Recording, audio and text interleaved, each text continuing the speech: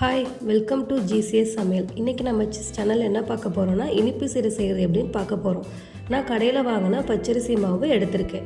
So பச்சரிசி மாவை நல்லா சலிச்சுக்கணும். கப்பி எதுவுமே இருக்கக்கூடாது. 1.5 கப் பச்சரிசி மாவுக்கு 1 கப் வெல்லம் எடுத்துக்கணும். அதில் 1 கப் வெல்லத்துக்கு 1/2 கப் தண்ணி ஊற்றி நல்லா வெல்லம் கரையிற வரைக்கும் நம்ம காய்ச்சிக்கணும். அதுக்கப்புறம் என்ன பண்ணணும்னா அந்த வெல்லம் கரைஞ்சதுக்கப்புறம் அதை நம்ம வடித்து வச்சுக்கணும். நம்ம இப்போ சலிச்சு வச்சுருக்க பச்சரிசி மாவை ஒரு பவுலில் மாற்றிக்கலாம். அதுக்கப்புறம் கொஞ்சமாக எள், நெக்ஸ்ட்டு 2 ஸ்பூன் நெய், அது கூட வெள்ளைப்பாகை ஊற்றி பிசையணும். சின்ன சின்ன உருண்டைகளாக உருட்டி வச்சுக்கலாம்.